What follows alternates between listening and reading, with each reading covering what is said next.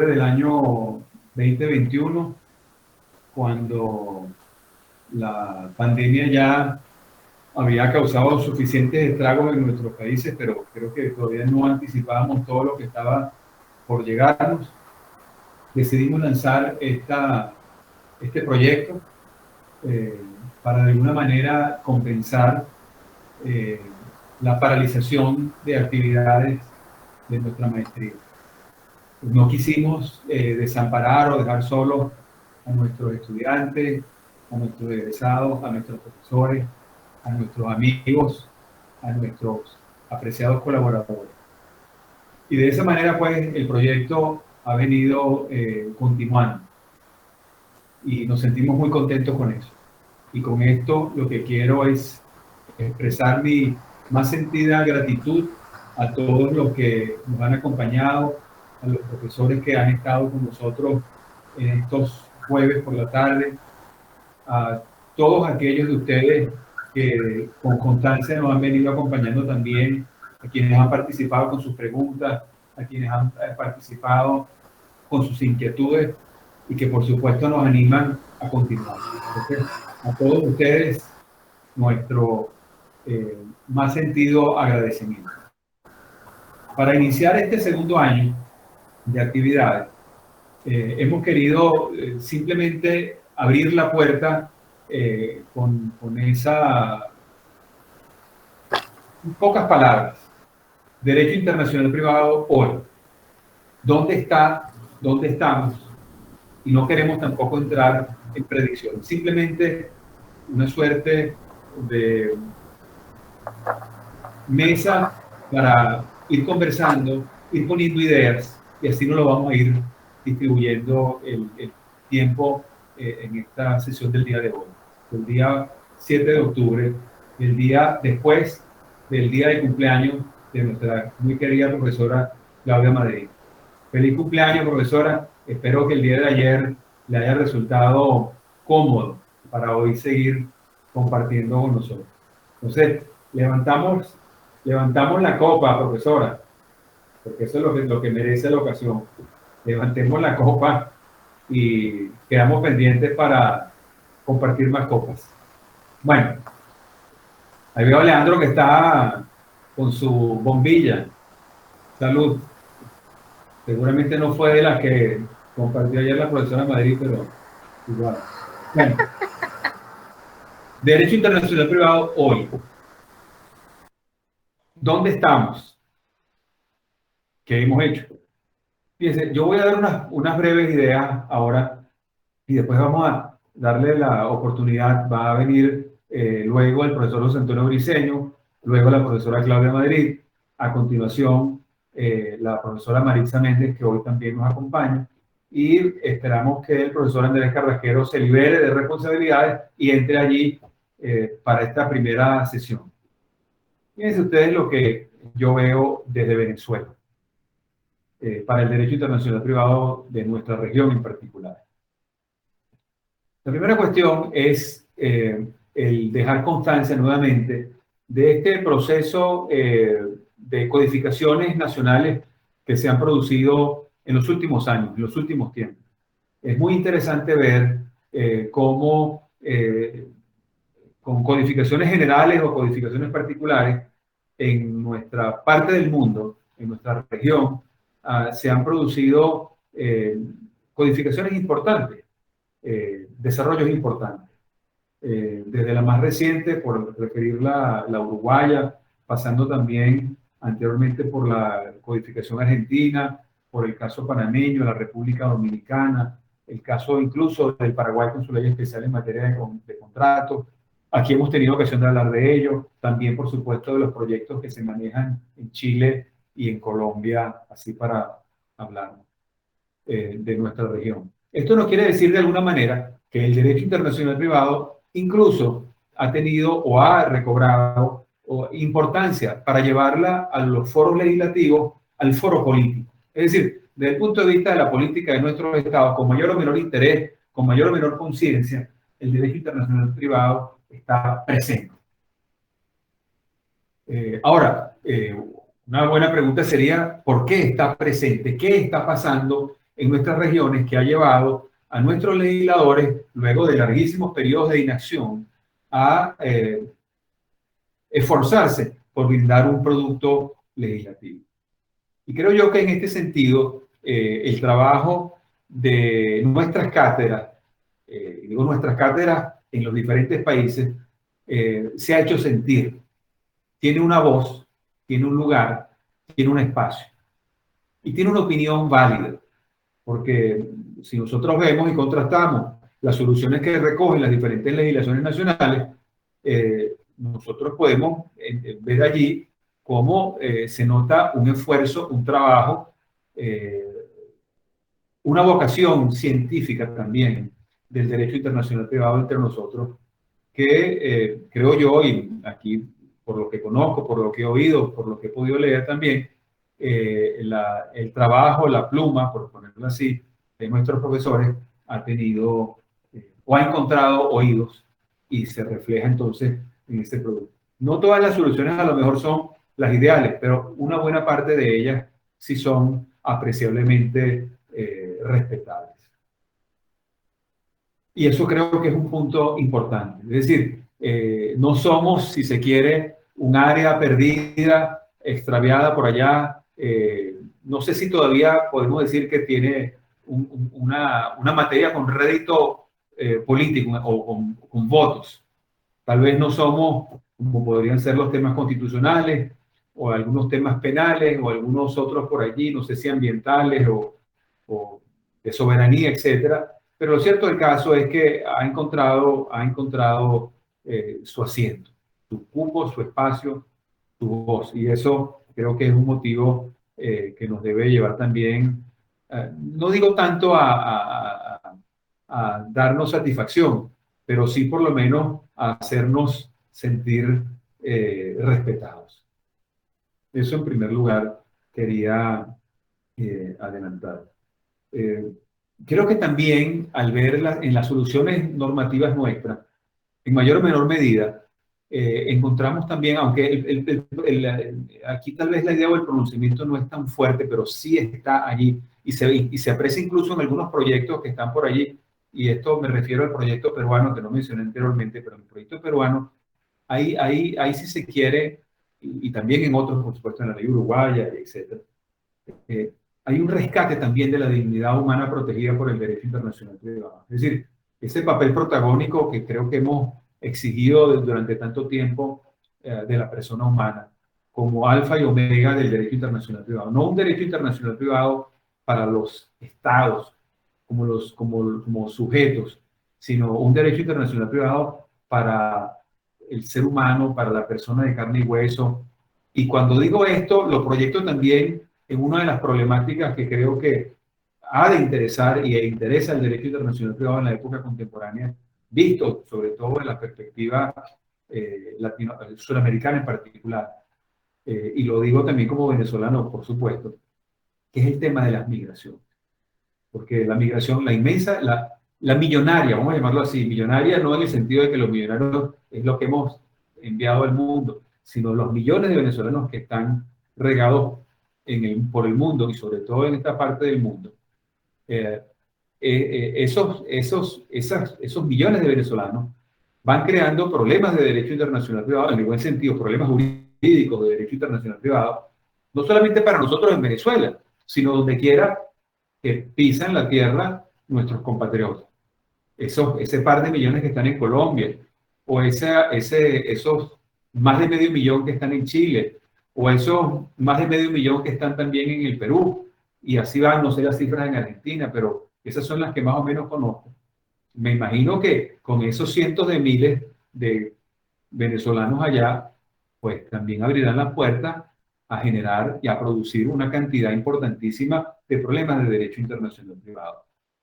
Para esos países, para esas legislaciones, para esos foros, pero también, por supuesto, para el caso nuestro venezolano. Y eso se nota en un incremento exponencial jurisprudencial. Hemos visto también como ahora los casos de derecho internacional privado no son escasos, y aquí voy a tomar también una idea que leí en un trabajo francés, una tesis doctoral muy buena sobre los temas de las fuentes y la normativa del derecho internacional privado de la profesora Lena Ganayet, cuando ella, citando a su vez a otros grandes pensadores franceses, decía, bueno, ya nuestro derecho internacional privado dejó de ser un derecho internacional privado rico en ricos, para decirlo así. Es decir, ya no hablamos de la princesa Beaufremont, ya no hablamos de esos casos de Alcurne, digamos así. Ahora hablamos de los problemas del normal y corriente que terminó en Chile y que se divorció en Chile y está en Venezuela de vuelta, o el que dejó los hijos en Colombia y se vino para acá con las tablas en la cabeza. Es decir, pero eso creo que lo que rescata aún más es la vocación humana del derecho internacional privado. Y hay otro punto que también quería destacar aquí, eh, eh, uno para Venezuela y otro a nivel más internacional. Nuestra ley de derecho internacional privado, a pesar de que ya tiene más de 20 años de vigencia, a veces nos sorprende a nosotros, porque no obstante que estoy diciendo que estos casos se multiplican y se multiplican, lo que encontramos a veces es que lamentablemente a nuestros jueces como que se les escapa la ley de derecho internacional privado. Se les escapa. Se les escapa como se les escapa a cualquier portero el balón entre las piernas, o para ponerlo en términos del béisbol, se les escapó el rolling entre las piernas. Pero se les pasa, no lo ven. Y eso sí me preocupa, porque creo que tenemos gente valiosa, gente buena, que presenta estos casos y que puede ayudar bastante a que estos casos sean mejor decididos. Y el último punto, que para darle paso a mi compañero, es hablar del tema de la tecnología. Y simplemente hablo del tema de la tecnología porque la pandemia nos puso la tecnología, si no la habíamos visto, creo que ahora no hay manera de que se nos escape. De cómo la tecnología también nos ha cambiado la percepción del derecho internacional privado. En muchos sentidos. No solamente para poder compartir con clases, con conferencias, con reuniones como esta, sino también para ponernos más aún en notoriedad que hay una cantidad de situaciones jurídicas derivadas del uso de estas nuevas tecnologías, aquellas que generan responsabilidad, aquellas que generan obligaciones de diferente naturaleza y que ayuda, por supuesto, también a perfeccionar obligaciones. Todo ello para decirles a ustedes, y con esto cierro, que el derecho internacional privado hoy lo que muestra es su utilidad para hacerle frente a una problemática que es inescapable, por lo menos en nuestra región, aquí en Latinoamérica y en particular en Sudamérica. Y con esto es simplemente mis mejores deseos, porque este primer año nos ha llevado a este segundo año y que el segundo año nos lleve a otra inmensa cantidad de años. Y con esto le doy la palabra al profesor José Antonio Briceño. Adelante, profesor. Gracias, profesor Eugenio. Bueno, primero que nada quiero manifestar mi gran agrado de que ya la Aula Maker haya llegado a su primer año. Me ha gustado mucho ver cómo el derecho internacional privado a través de la maestría se ha abierto más allá de los especialistas, los profesores de la cátedra, los miembros de la maestría, a otras personas que también estaban interesadas, porque tal como lo dice el profesor, el derecho internacional privado es ahorita un derecho vivo y es un derecho que es vivido, es aplicado y es decidido por personas que no necesariamente pertenecen al seno de la maestría o al seno de los internacional privatistas. Pero en ese sentido, sí hay un tema que al menos desde el punto de vista venezolano me ha preocupado bastante en los últimos tiempos, que es el tema de la consideración de nuestro sistema de fuentes del derecho internacional privado.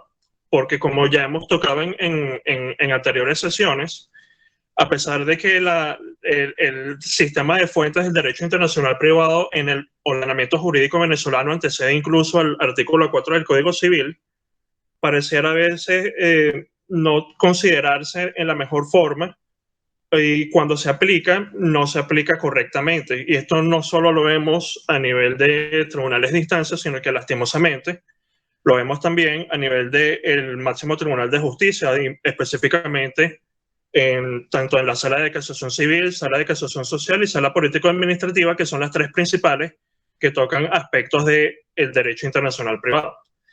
Si nosotros vemos, por ejemplo, un recuento de, al menos desde 2019 hacia acá, vemos algunas decisiones en las que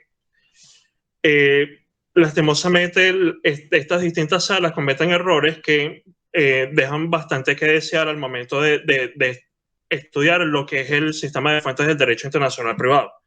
Porque vemos decisiones, por ejemplo, que aplican tratados internacionales a estados en los que no son parte, estando disponible esa información a través de los distintos mecanismos de, por ejemplo, la Conferencia de la Haya sobre Derecho Internacional Privado, el Departamento de Derecho Internacional de la OEA o los distintos organismos de la Organización de las Naciones Unidas que también han dictado instrumentos que son relevantes para nuestra materia, que es una información además bastante accesible con que unos simples clics se puede ubicar y todavía incurrimos en esos errores.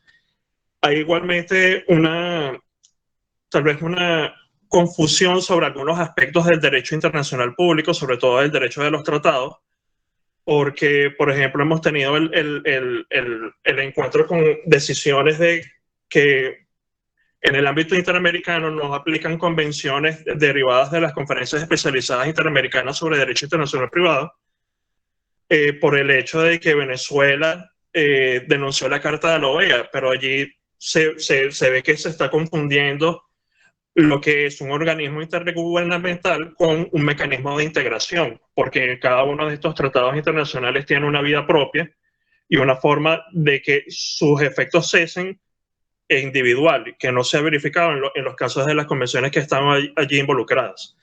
Y también se ha visto un poco el tema de que han resucitado ciertas disposiciones que ya se tiene la certeza de que están derogadas, específicamente del Código de Procedimiento Civil. Entonces allí creo que la preocupación, al menos de mi parte, y creo que es algo que se comparte también desde la Cátedra de Derecho Internacional Privado, es que este es un tema que se tiene que manejar plenamente, no solo por el hecho metodológico de cómo deben ser resueltos los problemas de derecho internacional privado, sino porque también esto tiene un impacto directo en cómo puede ser resuelto el problema. Porque, para poner un ejemplo, el año pasado hubo una decisión a finales de 2020 en donde subió en regulación de jurisdicción un caso ante la sala político-administrativa, si no recuerdo mal, era un caso de divorcio, en donde el Tribunal de Instancia había aplicado el artículo 39 de la Ley de Derecho Internacional Privado. Pero al momento de estudiar en la sala político-administrativa el recurso de regulación, obvió ese artículo y terminó indicando que había falta de jurisdicción. Entonces, allí incluso podemos ver que puede tener un resultado incluso de denegación de justicia. Entonces, esto es un tema que no es solo desde el punto de vista teórico, que tal vez se plantea así a veces o se aprecia así a veces en las clases, pero que es un tema que tiene una relevancia práctica muy importante porque tiene un impacto directo en el tema. Entonces, tal vez lo que yo quería plantear acá a los demás profesores que están aquí en la mesa redonda es que qué se puede hacer para como volver un poco al cauce con respecto a estos temas de las fuentes del derecho internacional privado. Porque ahí, como lo dijo el profesor Eugenio, hay gente valiosa, hay aportes valiosos desde el punto de vista doctrinal, pero al parecer no se termina de completar ese puente entre lo que es la doctrina y la práctica en la materia.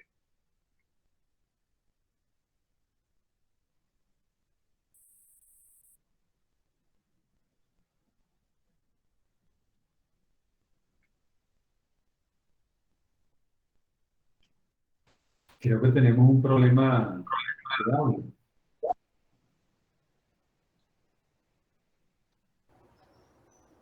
Pues Antonio, creo que te quedaste sin audio, ya terminaste.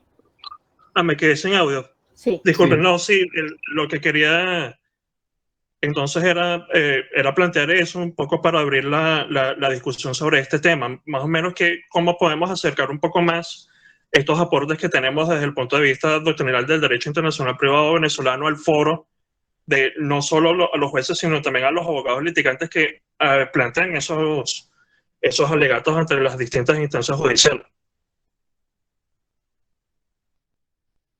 Mil gracias, profesor.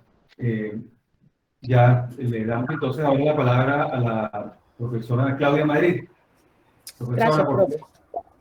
Muchísimas gracias y desde luego sea lo primero felicitar al Aula Meckel en este primero de muchos aniversarios y, y, y congraciarnos por tener este espacio para discutir cuestiones que de pronto en la cotidianidad uno no tiene tiempo de hacer. Y yo, hablando de puentes, como decía el profesor José Antonio Briceño, si ese puente está roto en tema tan neurálgico como el tema de las fuentes, con un artículo que yo creo que desde que entró en vigencia la Ley de Derecho Internacional Privado ha sido el artículo más aplicado en la jurisprudencia venezolana, quizá con un par de excepciones, por allá algunas sentencias del 2000 con la ley muy jovencita. Si ese puente está roto en temas procesales que son mucho más cercanos al juez quizá, e incluso uno lo ve en los cursos de Derecho Internacional Privado, que los estudiantes disfrutan más los temas procesales, el puente no existe con temas de derecho aplicable. Y por eso cuando el profesor Eugenio nos planteaba el tema para conversar o exponer algunas ideas respecto del derecho internacional privado hoy, yo pensé en mi preocupación de ayer, en mi preocupación de siempre, que es el tema del método en el derecho internacional privado, porque también es un tema con respecto al cual los jueces son bastante reacios, que a veces no llegan allí, cuando llegan poco lo sabemos porque de pronto se quedan muchas sentencias en instancia que no solo en Venezuela, sino yo creo que en la generalidad de los países es difícil conocer las decisiones de instancia, que es donde se bate el cobre, como decimos en Venezuela. Pero en relación con el método, digamos que es un tema que a mí me ha traído de cabeza desde que inicié los estudios de la maestría en la Universidad Central, y que me llevó, digamos, para tratar de construirme una respuesta que al menos a mí me dejara satisfecha, aunque yo sé que hay mucho que discutir sobre el punto, y de hecho yo lo he conversado con el profesor Operti en algunas ocasiones, que tiene que ver con el objeto del derecho internacional privado, y aunque hoy nos parezca quizá que ya eso está suficientemente machacado, también quisiera hacer un vínculo con lo que le decía el profesor Hernández Bretón, en el sentido de que esa relación internacional, que a mí me enseñaron como además una relación con elementos extraños, porque tal vez hace 20, 30, 40 años eran elementos extraños, hoy día son elementos totalmente cotidianos. Y sin ponerse un exquisito y pensar en las grandes contrataciones muy sofisticadas de la industria petrolera o cosas por el estilo, digamos que una de las causas de internacionalización de las relaciones hoy en día es el turismo, y el turismo se ha masificado. No hay que pertenecer a una élite económica para hacer turismo. Y eso es una cantera de internacionalidad, es una cantera de situaciones que se le plantea al derecho internacional privado. Cuando uno se pregunta por cómo regular este tipo de relaciones en las cuales se vienen a complicar otras cuestiones, y si sigo con el turismo, que es, digamos, la materia que me ha tenido ocupada en los últimos tiempos, ya ni siquiera vamos a una agencia de viajes para comprar un tiquete de avión. Hoy día, en la propia computadora, haciendo uso de plataformas colaborativas, compramos pasajes de avión, reservamos alojamientos, contratamos excursiones, compramos entradas de espectáculos deportivos o culturales, y lo hacemos todo desde la casa, metiéndonos, o como para rescatar una expresión de la profesora Scotti, invadiendo otros mercados, invadiendo otros ordenamientos jurídicos. Pero cuando uno se pregunta por el método y el tipo de norma que tendría que dar respuesta a este tipo de situaciones, yo aquí soy, digamos, bastante alejada de la exclusividad del método conflictual en el derecho internacional privado. No me refiero a la norma de conflicto como norma de derecho internacional privado, porque yo creo que entonces aquí el derecho internacional privado sí necesita otras herramientas. Y pensándolo exclusivamente desde el punto de vista de la determinación del derecho aplicable y de esa pluralidad de métodos pregonada desde las obras de Francescakis en la década de los 50 del siglo pasado. Pero aquí entonces uno se encuentra con que con las normas internacionalmente imperativas, desde luego, ya no hay discusión. El problema es dónde están y cómo las encuentra el juez, pero eso es otra historia. El problema básico se plantearía, en mi opinión, con las normas materiales especiales, su relación con el derecho material unificado y si esa masa pertenece o no pertenece al derecho internacional privado. Y yo,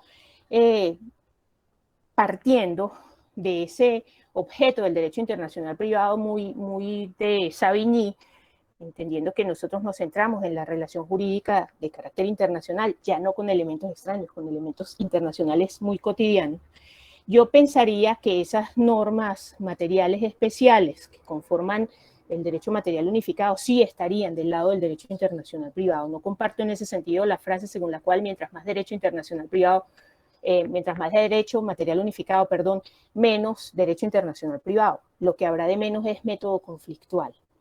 Y no cabe duda que en algunas situaciones estas normas materiales especiales han sido de especial importancia para la regulación de esta relación. Y me voy al terreno contractual, también mi zona de confort, por decirlo de alguna manera. La Convención de Viena es un ejemplo palpable de la utilidad del método material. Yo no tengo que buscar un derecho que me ayude a saber si los elementos del contrato están allí, si realmente el contrato se perfeccionó. Ya la Convención tiene una respuesta para ello. Es una convención bastante popular. Muchos estados latinoamericanos son parte de ella. Lamentablemente Venezuela no, por razones inexplicables, porque no hay nada en el contenido de la convención que sea chocante con la regulación interna de los contratos en Venezuela.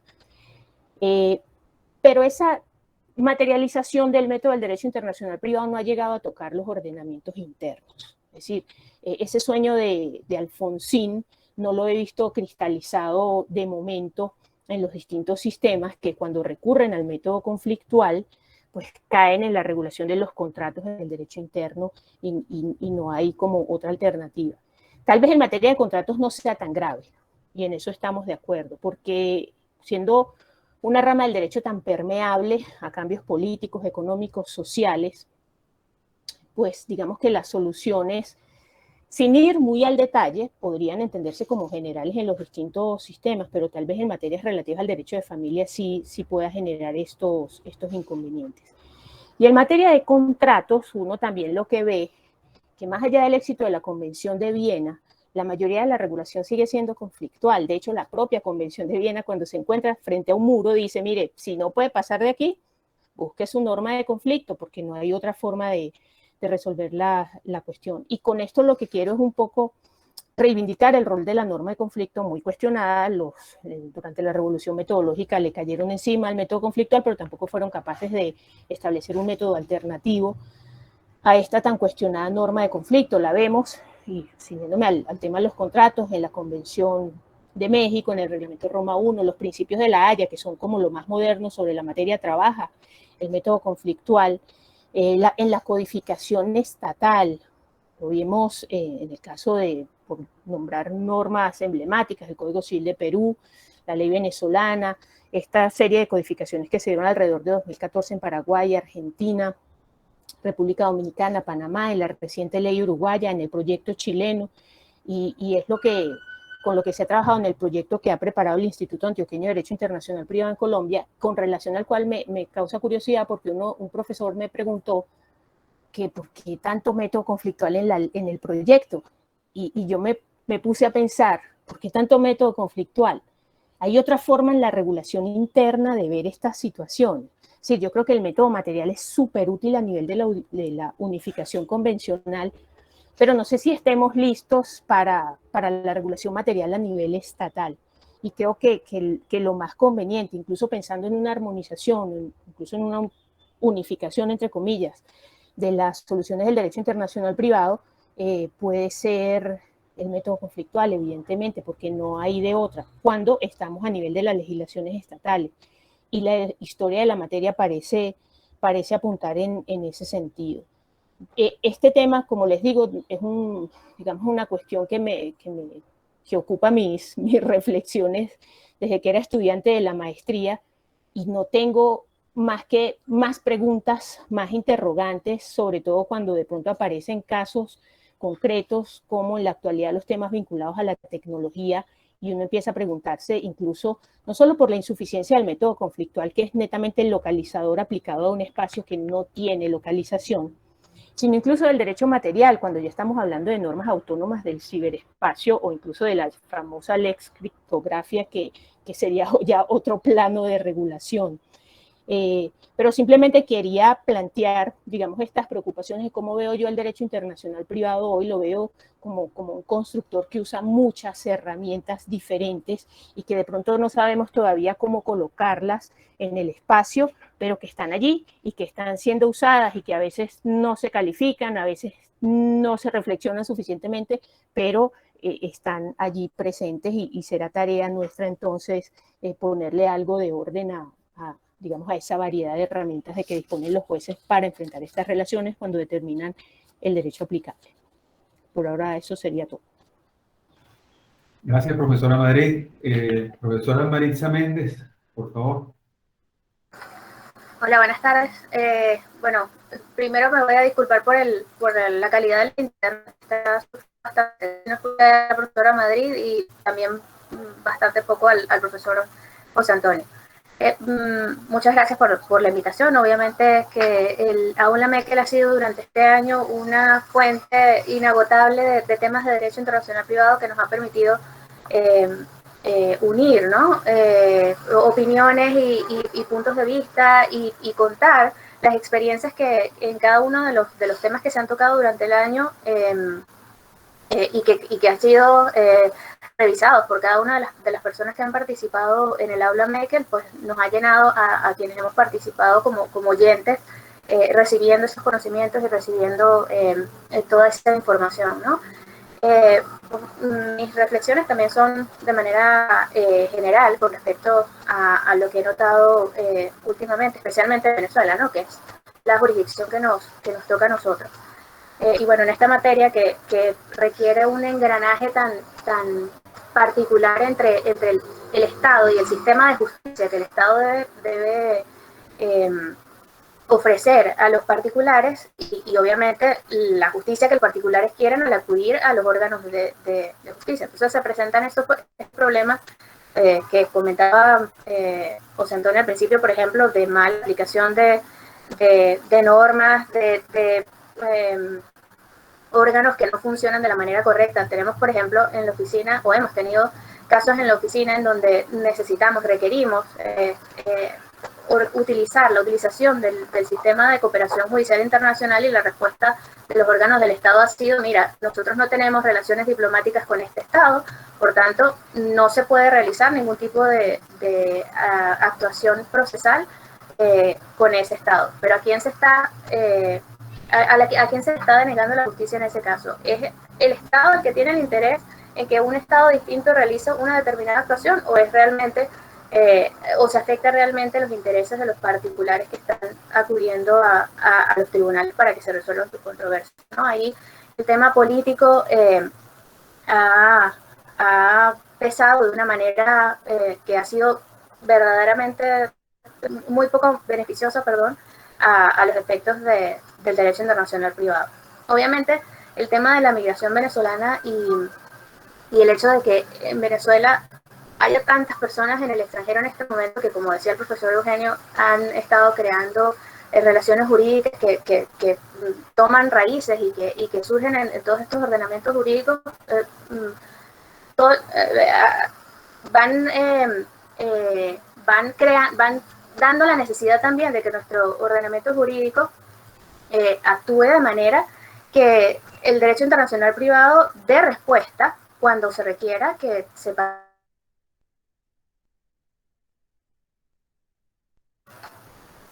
Por tanto, la correcta aplicación de todas las normas, de todos los procesos, el entendimiento de lo que es nuestra materia y el acercamiento de las personas que administran la justicia es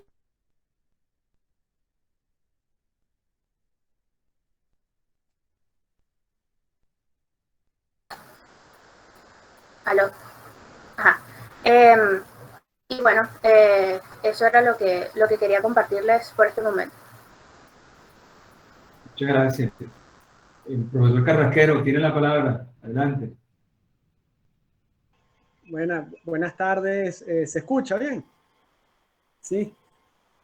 Bueno, nada, feliz también. Comparto con ustedes la felicidad del año ya del Aula Meckel. Sobre todo por, así sea la distancia, verlos, con los que me he visto más durante la pandemia, soy con la profesora Maritza Méndez y con el profesor José Antonio Briceño, hasta hace unos meses que trabajó con nosotros y se fue por otros caminos profesionales. Pero bueno, yo simplemente estas breves reflexiones sobre el derecho internacional privado las quiero hacer desde la óptica del ejercicio de la profesión, ¿no? Vinculando con lo que dijo el profesor Eugenio, lo que dijo la profesora Maritza, que a pesar de la crisis humanitaria que vimos dentro de Venezuela, uno podría imaginarse que Venezuela está aislado del mundo y todo lo contrario, ¿no? Como dijo el profesor Eugenio, bueno, más de 5 millones de venezolanos han emigrado y eso ha causado la multiplicación de casos de derecho internacional privado y que en algún momento, y que tienen relación con Venezuela, ¿no? Porque mucha gente sigue dejando raíces acá, un apartamento, la mamá, el ex esposo, algún hijo, y también temas comerciales. Ojo, yo siento que, por ejemplo, en la oficina y cosas que he trabajado con Maritza, con José Antonio y con otros socios, que tengo muchos casos de derecho internacional privado ahorita, ¿no? Yo les voy a hacer así breves y son de ahorita, ¿no? Y son muy interesantes porque, bueno, algunos son litigiosos y otros son temas de asesoría, pero que tienen que ver porque con temas de derecho internacional privado. Miren, por ejemplo, tenemos un caso que hemos llevado de dos venezolanos, uno domiciliado en Suiza, otra domiciliada en Estados Unidos, se casaron en un barco en el Mediterráneo, tuvieron un hijo, se divorciaron, hubo litispendencia, un juicio en Florida, un juicio en Venezuela, llegamos a un arreglo y finalmente estamos ahorita tratando de darle eficacia a la sentencia de Florida en Venezuela, ¿no? Que ha sido un problema, se paralizó por la pandemia y también por la ignorancia, ¿no? Sobre el derecho internacional privado en la sala donde se está llevando esto. Pero bueno, gracias a Dios la persona que está llevando esto fue abierta y estuvo abierta a escuchar, a aprender, ¿no? Vamos a decirlo así, ¿no? De estos temas y hasta ahora la cosa va más o menos encaminada, ¿no? Bueno, otro caso de unos venezolanos que se casan aquí, se mudan a Panamá y se divorcian, el mismo cuento, una eficacia sentencia de divorcio panameña en Venezuela. Por cierto, esa sentencia salió hace, no sé, Maritza, un mes, una cosa así, y fue un procedimiento en los tribunales superiores y en verdad, para grata sorpresa nuestra, fue rápido, la sentencia fue correcta, en verdad fue una grata sorpresa, ¿no? Otro caso que tenemos ahorita, una venezolana contratada por una empresa suiza en beneficio de una empresa francesa para prestar servicios en Cuba y sufrió una enfermedad ocupacional. Y ella ahorita está en Venezuela padeciendo las consecuencias de la enfermedad ocupacional, ¿no? Dos casos de trabajadores internacionales con transnacionales, empezaron en Venezuela y fueron transferidos a otro país, los despiden afuera. Otro tema interesantísimo que lo he trabajado por muchos años con Maritza y con José Antonio, que ha sido apoyar justamente unos venezolanos que emigraron a México y a Estados Unidos, montaron una plataforma de entretenimiento y bueno, le hemos dado todo el apoyo desde Venezuela al levantamiento de capital de inversionistas en México, en Estados Unidos, en otros países, a todo lo que son los contratos con proveedores, con productores, con los términos y condiciones de los usuarios, eligiendo principios UNIDROIT para sus contratos, cláusulas de arbitraje, puro derecho internacional privado a unos venezolanos que emigraron, que le han echado pichón afuera y que además esa plataforma lo que tiene son puros casos de derecho internacional privado, ¿no? Porque ahí compran tickets gente en Argentina, en Colombia, en Venezuela. Bueno, ha sido fascinante. Temas que he manejado con José Antonio de derecho a autor, una locura, ¿no? Ahorita, en este momento, estoy apoyando un proyecto de unos inversionistas afuera que están comprando ganado en Venezuela y se está montando una estructura en Panamá. O sea, son cosas que yo digo, wow, ¿no? Otro problema de dos socios de una empresa venezolana importante que tienen un problema societario, uno de ellos está en Dominicana, uno está aquí, y están celebrando un contrato que se rige por derecho dominicano, con una casa de bolsa afuera también.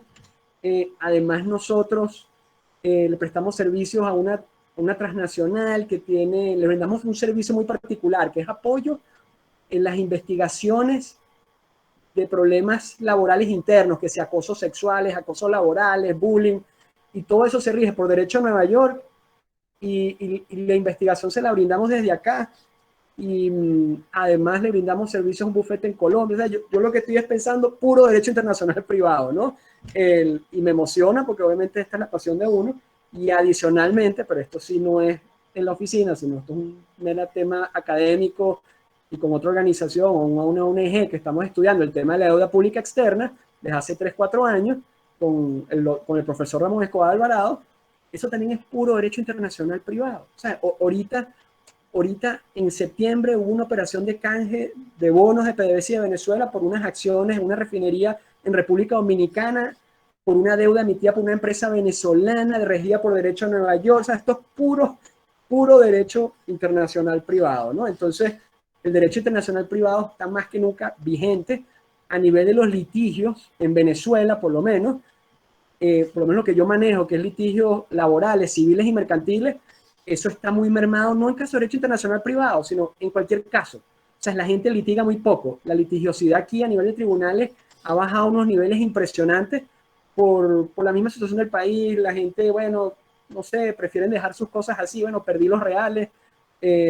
Pero por eso es que también no vemos muchos casos ahorita en tribunales de derecho internacional privado, pero no es porque no haya casos de derecho internacional privado, sino es por la baja litigiosidad en Venezuela, por la propia crisis, ¿no?, que hay, ¿no?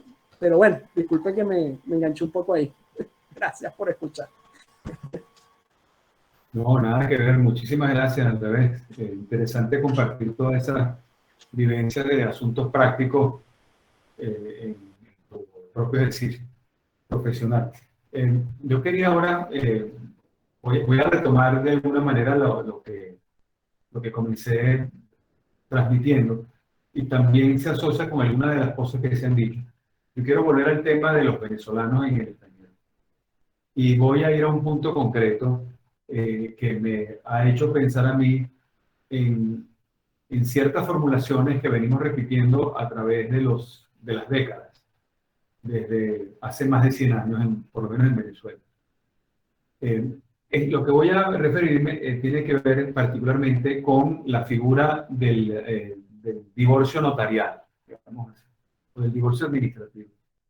Porque ciertamente, cuando uno tiene, por ejemplo, una pareja de venezolanos que se fue a vivir por las razones que fueran, casados en Venezuela, que se fueron a vivir a Perú, por ejemplo. Y en Perú, pues, que era su sitio, su asiento, digamos, de vida, los lleva a un momento de que la vida en pareja se hace no llevadera. Y deciden divorciarse. Y acuden a los mecanismos procesales, al sistema de justicia peruano, digamos así. El sistema de justicia peruano les ofrece la posibilidad del divorcio notarial. Bueno, dicen, ¿qué hacemos? Bueno, tenemos que divorciarnos y por los momentos vamos a seguir viviendo aquí en Perú. No tenemos inmediatamente la salida para Venezuela ni nada por el estilo, pero bueno, vamos a divorciarnos aquí en Perú. Y inician su trámite peruano de conformidad con la legislación peruana y este divorcio notarial. Obtienen su divorcio notarial allá, para los efectos peruanos están divorciados. Y viene el tema entonces de un eventual regreso a Venezuela. Probablemente, digamos así, la decisión de permanecer y regresar, al permanecer en Perú, regresar a Venezuela, va a ser unilateral. Evidentemente ya disuelto el vínculo matrimonial, pues a lo mejor el hombre decide que se queda allá y la señora decide que se viene para acá. Y el tema es que la que se viene para acá y también el que se queda por allá, lo que quiere es que no solamente esté divorciado en Perú, sino que esté divorciado en Venezuela, para poner el otro patio inmediato de referencia. Y cuando viene a Venezuela, se encuentra con esas concepciones que siguen pensando en los intereses del Estado y que no piensan en la persona. Porque cuando llega la persona para acá, le dicen, ok, y usted trae una sentencia comillas, de divorcio extranjera, y usted para hacerla valer en este país necesita seguir los trámites del exequatur y con toda la otra cantidad de cosas que todos sabemos. Y mientras tanto la persona dice, bueno, pero el otro señor del que yo me divorcié se quedó allá en Perú. Ajá, ¿y qué significa? Que lo tengo que citar en este juicio también. ¿Y cuánto tiempo me va a tardar este juicio? ¿Y cuánto me va a costar este juicio? Y en definitiva de cuentas, yo ya no estoy divorciada en Perú. Yo me divorcié de buena fe en Perú. Estoy hablando de la persona sin conocimientos de estas cosas que uno le dice y tienes que verificar que cumple con esto y con aquello y que hubo derecho del otro tiempo suficiente para defenderse, alegar todo lo que tuvo que alegar. Pero dice, ¿y qué tuvo que haber alegado el otro? Si lo hicimos de mutuo acuerdo y fuimos los dos ante un notario allá y civilizadamente y sin golpearnos y sin hacernos más daño de lo que ya nos había pasado, civilizadamente nos divorciamos. ¿Por qué siempre se tiene que meter un juez a decidir una cosa tan íntima como la relación de pareja? ¿Por qué nosotros no podemos aceptar en Venezuela que alguien tomó un paso y nos lleva a la delantera en estas cosas? No, usted tiene que hacer su juicio de exequatur en Venezuela. Usted tiene que amargarse otro rato más y, para peor, sentirse que sigue casado con quien ya usted sabe que no está casado. Entonces, si no tenemos un derecho internacional privado humano que entiende estas cosas, vamos a seguir privilegiando tal vez unos intereses que no en todos los casos son los intereses que necesitan ser protegidos. Y a eso es lo que me refiero con ese derecho internacional privado que tiene que ser sensible, humano y atento a las realidades de las personas de carne y hueso. José Antonio, adelante. Gracias, profesor. Otro tema que quería tal vez traer aquí a la mesa es cómo ya el derecho internacional privado se ha estado acercando más, incluso antes que otras áreas, a tratar de ver los problemas derivados de las nuevas tecnologías. Como sabemos, a partir del año 2008 hemos tenido una serie de fenómenos desde el punto de vista tecnológico, como son las criptomonedas, las cadenas de bloques o las tecnologías de contabilidad distribuida, los contratos inteligentes y más recientemente los tokens no fungibles, que bueno, son unas novedades tecnológicas a pesar de que combinan técnicas y procesos que tienen ya muchas décadas en existencia, que están planteando una serie de temas jurídicos, incluso desde el punto de vista del derecho internacional privado, diría yo más bien, especialmente dentro del punto de vista del derecho internacional privado, porque estamos ante la presencia de relaciones que tal vez por reglas se pueden tomar como internacionales. Y eso es un punto bastante interesante, porque normalmente cuando nosotros hablamos, comenzamos a dar cada uno de nosotros nuestras materias, nosotros comenzamos por el hecho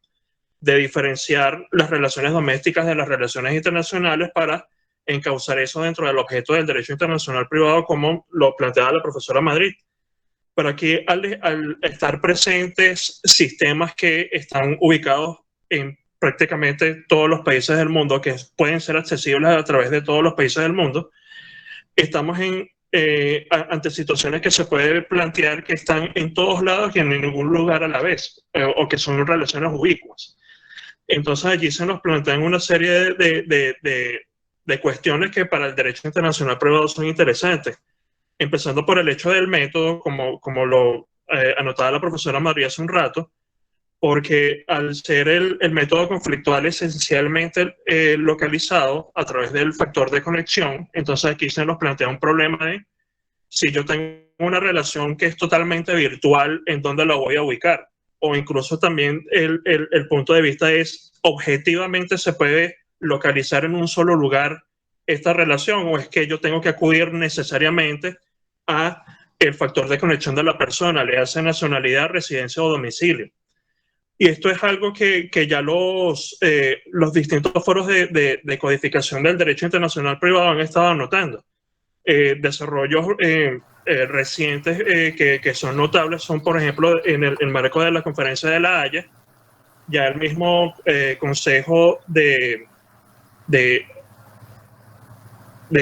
mismo Consejo, el Buró Permanente y el Consejo de la Conferencia de La Haya han estado planteando como tema de discusión los relativos tanto al derecho aplicable como a los temas de jurisdicción derivados de estas nuevas tecnologías, aplicados tanto a los criptoactivos como a los contratos inteligentes, como a las relaciones dentro de la blockchain, como a las relaciones que se desarrollan fuera de la blockchain, pero que pueden tener un impacto, como por ejemplo las sucesiones de una persona que tenía en su poder criptoactivos o la insolvencia de una empresa que tenía dentro de su contabilidad una serie de bienes registrados, que eso es algo que se está viendo en mayor medida actualmente, no solo en sistemas como el de los Estados Unidos, sino en otros, incluso a nivel latinoamericano, que entonces también plantea ese tema de cuál es entonces el derecho que yo voy a aplicar y cómo yo voy a localizar esa relación dentro de un solo sistema. Igualmente tenemos desarrollos, por ejemplo, a nivel de UNIDROIT y de UNCITRAL, que dentro de sus distintos grupos de trabajo han estado trayendo también ese tema a la mesa. Y eso es algo que creo que desde el punto de vista venezolano también nos debería interesar bastante, porque a pesar de que, como han tocado mis colegas acá, en Venezuela tenemos una crisis a nivel humanitario y social que tal vez pueda plantearnos que estamos desconectados de estos temas. La realidad es otra, porque por ejemplo a nivel de criptomonedas, Venezuela es uno de los países que más utiliza este medio de pago a nivel internacional. A nivel de las plataformas de blockchain, creo que tenemos un conocimiento y un desarrollo que está creciendo bastante en comparación con la región. Y ahí me parece que se están dedicando cada vez más a desarrollar plataformas de este tipo y a buscar soluciones a problemas de la vida real a partir de estas tecnologías. Pero el desarrollo de estas tecnologías tiene que venir, cualquier avance tecnológico, cualquier avance de la humanidad tiene que ir acompañada de una seguridad jurídica.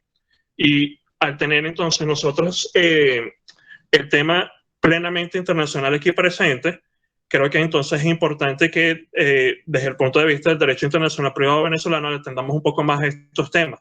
Porque, por ejemplo, en materia de criptoactivos se nos plantea el problema.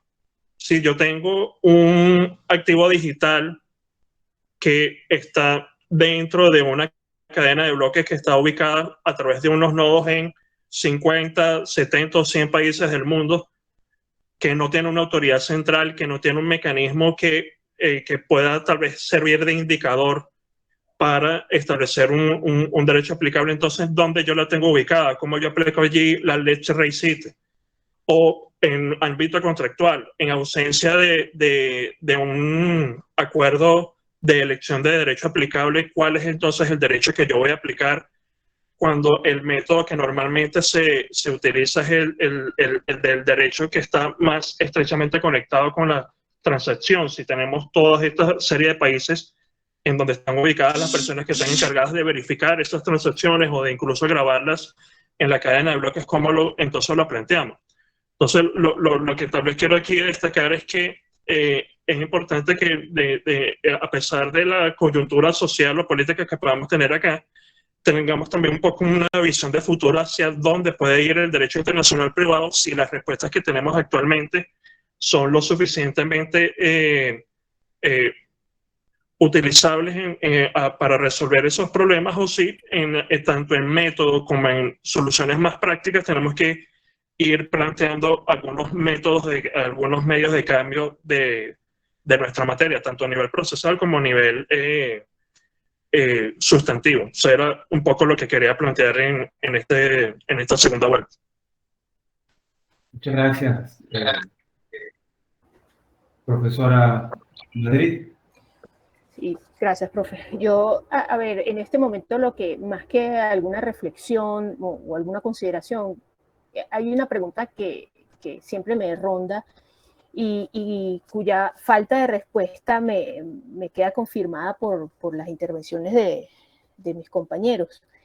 Y es que, a ver, nosotros estamos conscientes de que incluso en un país como Venezuela, que se mira muy cerrado desde afuera, las relaciones de derecho internacional privado siguen siendo cotidianas, ¿no? La migración de 5 millones de seres humanos desde Venezuela hacia el extranjero ya nos habla de relaciones internacionales, de consideraciones de parte del derecho internacional privado, más allá del refugio, que es como lo que uno siempre piensa cuando piensa en migrantes, refugio, la ONU, y eso es otra historia, y no es así. Hay cuestiones personales, cuestiones económicas, como ponía de manifiesto el profesor Carrasquero, Y además esto acompañado de la tecnología, porque está bien, en Venezuela hay el Internet, uno de los Internet más lentos en el mundo, pero hay Internet y todavía hay relaciones. Y muchos de los pagos que hoy se hacen en Venezuela, en el mercado, no estoy hablando de comprar tecnología ni mucho menos, sino en el mercado se hacen con medios de pago internacionales. Es decir, las relaciones de alguna manera están allí. En Venezuela se sigue viajando, se sigue viviendo y se sigue viviendo en contacto con el extranjero. Y eso, digamos que genera estos casos que son bastante comunes y Andrés lo ponía de manifiesto con una sencilla estadística de su trabajo diario. Los casos siguen estando allí. Los organismos internacionales se ocupan de promover el derecho internacional privado. Ahora, desde el tema de la pandemia y con la tecnología, uno antes ir a un foro de derecho internacional privado con suerte una vez al año.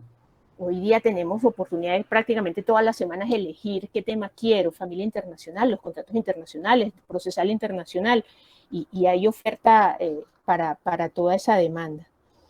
El derecho internacional privado es complejo, pero y tal vez nosotros lo decimos un poco como chiste, ya no es la ciénaga farragosa aquella a la que se referían algunos autores, es una materia del día a día, es una materia del ser humano, de las relaciones cotidianas.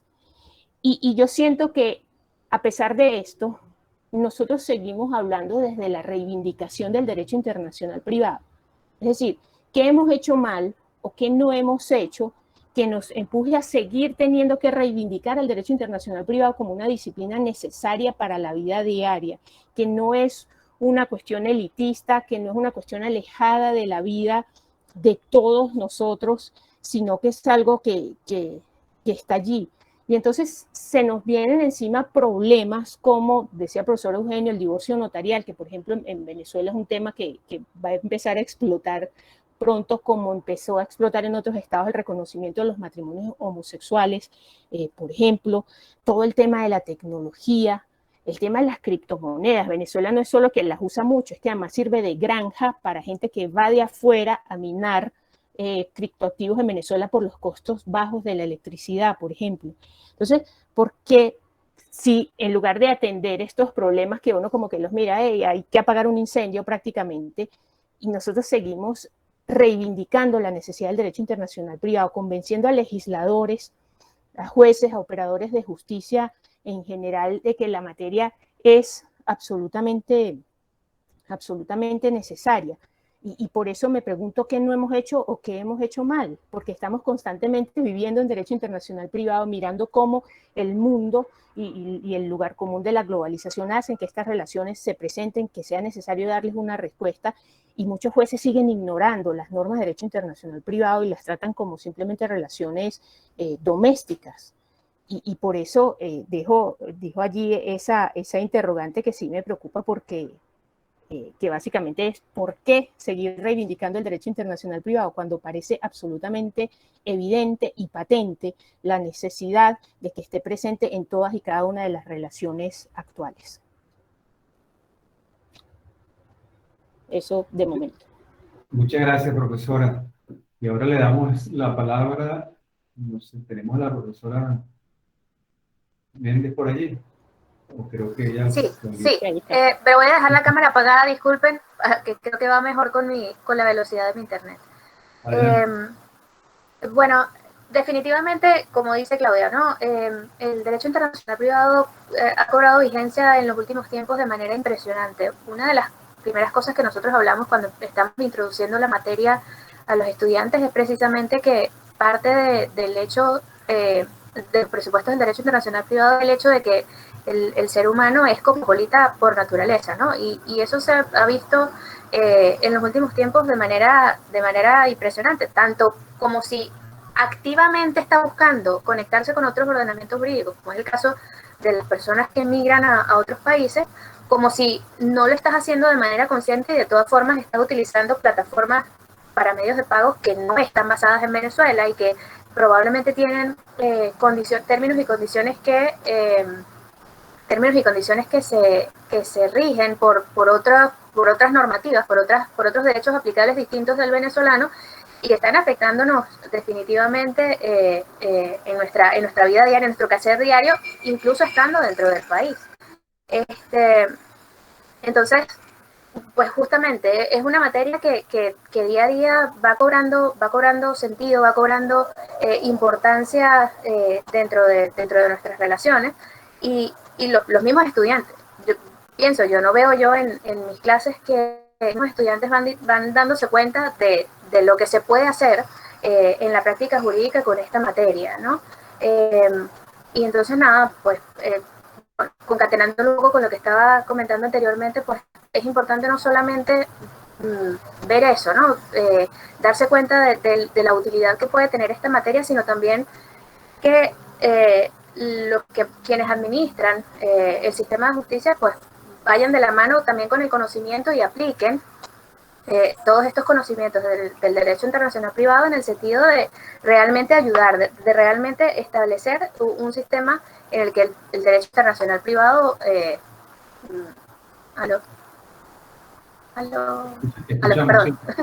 Perdón. En el que el derecho internacional privado pues tiene peso, ¿no? Tiene utilidad. Muchas gracias. Andrés, dimos la vuelta. ¡Wow! ¡Qué rápido! Ahorita voy a hablar de 20 casos más, mentira. No, que yo en verdad, el interrogante que hizo Claudia, claro, yo no sé si eso pasa en todos lados. A mí, por ejemplo, en Europa, yo no sé si eso, en Europa, que es como yo veo, que es el lugar así por excelencia de los casos de derecho internacional privado, por todo este tema de libre circulación de bienes, personas y servicios dentro de la Unión Europea, por ejemplo. Yo no sé si para allí, porque yo, claro, decirle a una persona de carne y hueso que no sea abogada, que sepa derecho internacional privado, yo creo que eso es demasiado, ¿no? O sea, yo creo que eso es demasiado exigir, ¿no?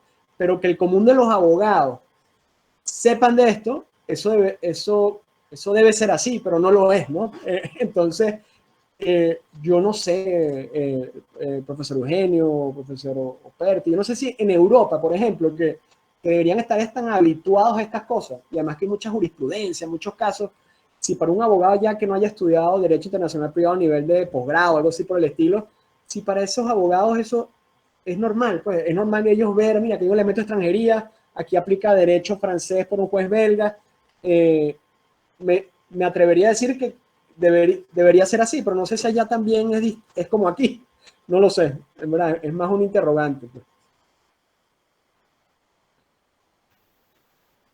Bueno, muchas gracias. Pero dimos dos vueltas, eso es muy bueno. Quisiera también aprovechar, ya que tenemos a nuestros visitantes usuales, quería también invitarlos a participar. Y si a bien lo tienen, por supuesto que cualquier comentario que tengan es mucho más que bienvenido. Entonces, no sé, veo al profesor Operti, por supuesto, presente. Buenas tardes, profesor, ¿cómo está? Un abrazo.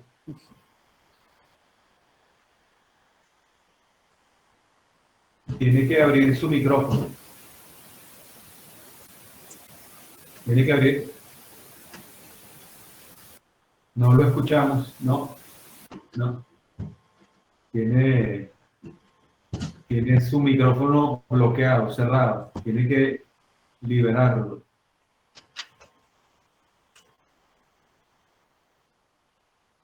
No sé. Creo que perdimos al profesor Operti momentáneamente. No lo veo entre los asistentes en este momento. Creo que se desconectó. Vale, a lo mejor. Fíjate una cosa interesante que veo yo de los europeos. Bueno, de los europeos estoy hablando de los europeos continentales. Pero no voy a hablar del Reino Unido. Pero por lo menos de los europeos continentales que veo yo. Uno de los problemas que tienen ellos con el derecho internacional privado es que ellos tienen una suerte de dos derechos internacionales privados. Tienen un derecho internacional privado para ellos y tienen uno para afuera. Eso ya es un problema, difícil. Dos. ¿Ahora me escucha? Adelante, profesor. Bienvenido. Bueno, muchas gracias. Perdón por las dificultades de carácter técnico, que son generacionales, ¿no? Yo he escuchado en este año muchas muchos comentarios, análisis, temas, realidades de cada país, evolución de su legislación de derecho internacional privado, tanto de fuente convencional como de fuente interna. Y he aprendido mucho porque he escuchado mucho. A veces quizá, y esto le pido especiales excusas a Claudia y a Eugenio, han tolerado algunas intervenciones mías que me hacen olvidar que yo soy apenas un invitado y no un participante, aunque me han declarado miembro de la familia. Y yo creo que la declaración venezolana de miembro de la familia tiene efectos extraterritoriales. Por lo tanto, me he prevalecido de eso y lo he utilizado. La convocatoria de hoy ya tiene respuestas. Hay un grupo de colegas, expertos venezolanos que viven una realidad muy viva.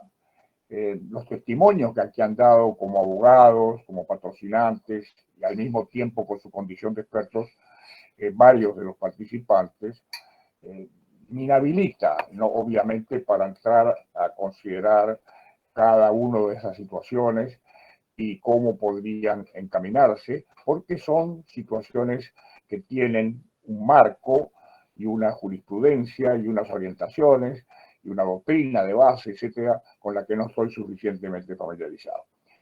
Yo sí quiero decir un par de cosas. Primero, agradecer este año, festejarlo con ustedes, congratularme de estar aquí con ustedes. Eso para mí es lo fundamental.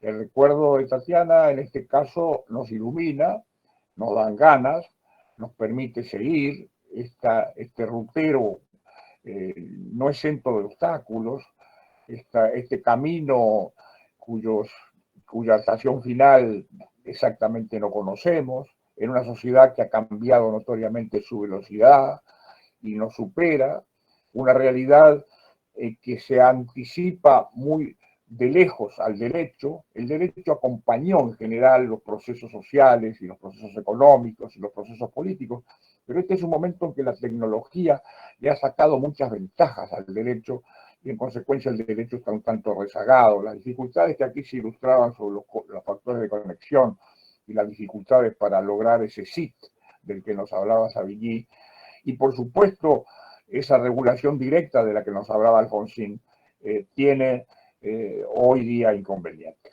y dificultades mayores. Pero yo quería hacer un par de comentarios, Eugenio, aprovechando de la bondad de ustedes ya reconocida. Primero decir que el tema es el derecho internacional privado de hoy. Yo lo entendí como una suerte de mirada transnacional, si podríamos llamarle así, no solo con el registro de cada experiencia, sino también viendo qué pasa en el mundo con esta disciplina. Incluso la pregunta que lanzó nuestro colega último momento del derecho en la Unión Europea, eso es un tema también para una consideración específica. Pero veamos un poco el tema general. Nuestras leyes nacionales, ¿por qué hay tantas leyes nacionales? Con lo que comenzaba, yo llegué tarde porque tenía otras obligaciones, porque de vez en cuando me acuerdan que existo, alguna gente se acuerdan de que existo y me hacen alguna consulta. Entonces, como todavía existo, no sé por cuánto más, pero existo,